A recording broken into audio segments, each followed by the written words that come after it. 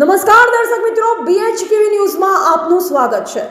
ગોલો ગામના મહિલા નામ કિંજલબેન વનરાજભાઈ પરમાર પ્રસૂતિનો દુખાવો પડતા ગોગંબા તાલુકાના ભાગ્યોદય હોસ્પિટલ ખાતે દાખલ કરવામાં આવ્યા હતા।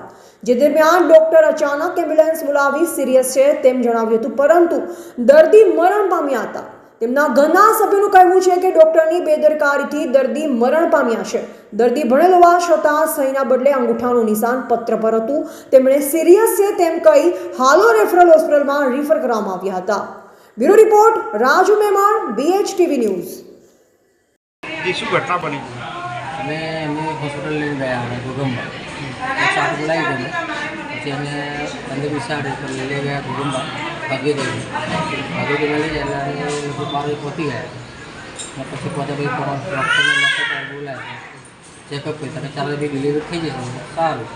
તો પછી ડૉક્ટર આવ્યો 4 વાગે અંદર ગયા, 4 થી 9:30 થઈ ગયા। તો પછી મરેલા કાઢ્યા। તમને એવું ડૉક્ટરે કશું હું વાત જ નહીં કરી, રેફર કર્યા? શું નામ છે ડૉક્ટર?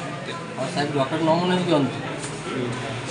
કયા દવાખાના? ભાગ્યોદય કયા? ગોગંબા હોસ્પિટલ સિવિલ સ્ટેશનની સામે છે, પ્રાઇવેટ દવાખાના। શું નામ તમારું? ભગવાન ભગવાનભાઈ કેવા? પદેશી કયું ગામ તમારું? ગોલ્લા।